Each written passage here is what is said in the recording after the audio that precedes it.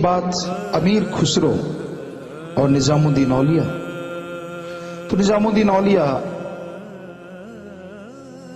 मुर्शिद कामिल थे और अमीर खुसरो उनका मुरीद था शायद। तो निजामुद्दीन औलिया ने सोचा सारे ही बढ़ चढ़ के इश्क का रंग दिखाते हैं, चलो थोड़ा इनका भी अजमा लेते हैं कौन कितने पानी में है। साथ में 40 या जितने भी लोग थे वो चले, अमीर खुसरो भी था। सभी लोग चल पड़े और एक बेश्या का घर आया तो निजामुद्दीन औलिया वहां पे ऊपर चढ़ गए। कई तो वहां से खिसक गए, यार ये भी कोई गुरु है, पीरो मुर्शिद कामिल है, खुद बेश्या के कोठे पे जा रहा है। कुछ खड़े रहे तो वहां जाके उन्होंने कहा कि भोजन पर्दे में ढांप के लाना।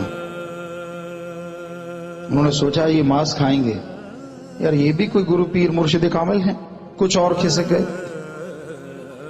फिर कहा कि जो बोतल है शरबत वाली, थोड़ा धीरे बोला, वो भी ढांप के गिलासों के साथ लेके आना।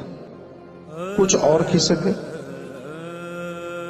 फिर निजामुद्दीन औलिया बाहर खड़े खड़े उस बेश्या से बोले धीरे से, बेटा कमरा मेरा अलग से होना चाहिए, वहां पे आना।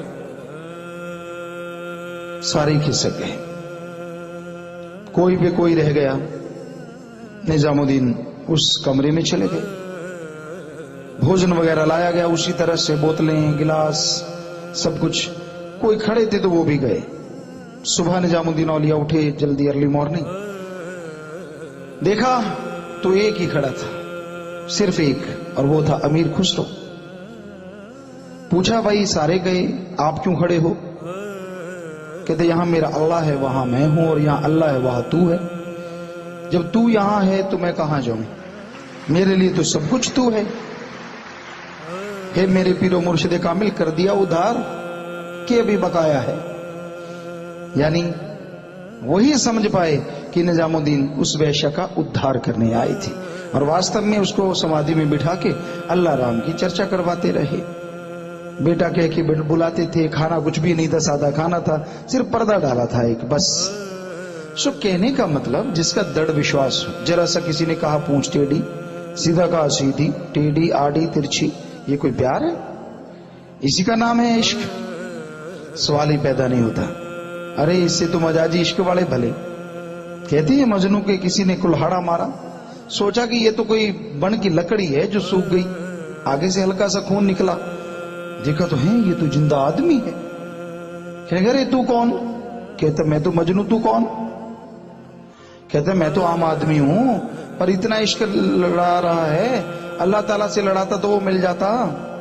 कहता अल्लाह ने आना तो लैला बन के आ जाए, नहीं तो जरूरत नहीं। सो इतना दृढ़ विश्वास किसी को अपने सतगुरु मुर्शिद कामिल पे हो तो विश्वास तो कैसे डगमगा जाए, चाहे कोई कुछ भी कुफर बोलता रहे, कुछ भी कहता रहे। आदमी की खुद की कमियां होती हैं जो उसके सामने खड़ी होती हैं, जिसकी वजह से जब खुद भी ऐसा है तो सारी दुनिया उसे वैसी लगती है। तो करो सबका भला और प्रीत। मालिक मुर्शिद कामिल के वचन सुनो और सबका भला करो, प्रीत करो, सभी तेरे हो जाएं, फिर सभी तेरे हो जाएंगे। छोड़ो बैर विरोध की रीत। कौन बैरी कौन बेगाना, किसको अपना किसको बेगाना आप कहते हो? क्योंकि सबके अंदर अल्लाह वाहिगुरु राम का ठिकाना, सबके अंदर अल्लाह वाहिगुरु राम का ठिकाना। कौन है बेगाना? कोई भी नहीं, सभी तो अपने हैं। बस इतने अपने न बनाओ कहीं अल्लाह मालिक सतगुरु को भूल जाओ। वो तो रहमो करम का मालिक है, ये थोड़ा ही ना है कि वो प्रगट होकर ही रहमत बरसाएगा। अगर तड़फ है, दृढ़ विश्वास है, बिना प्रगट हुए भी वो बेड़े पार लंघा देगा। यही तो उसका नजर करम रहमो करम होता है। इसलिए करो सबका भला और प्रीत, सभी फिर तेरे हो जाए। सबसे मीठा बोलो, ये नहीं कि अगले ने थप्पड़ उठाया आप ईंट दे मारो, फिर तो भाई कहां से भला हो जाएगा। छोड़ो बैर विरोध की रीत। कौन बैरी कौन बेगाना, छोड़ दो, कोई बैरी नहीं, सब मालिक की औलाद है। अहंकार छोड़ो, खुद ही छोड़ो, दीनता नम्रता धारण कर लो कि हम सब एक मालिक की औलाद हैं, सबका मालिक एक है। जब आदमी दूसरों की निंदा चुगली छोड़ के अपने सतगुरु मौला पे विश्वास धरता है तो भयानक से भयानक रोग एक पल में कट जाया करते हैं।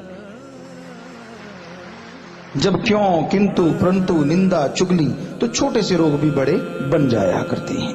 क्योंकि कर्म है आदमी के, जैसी जुबान का रस है वैसा ही असर होता है। एक बात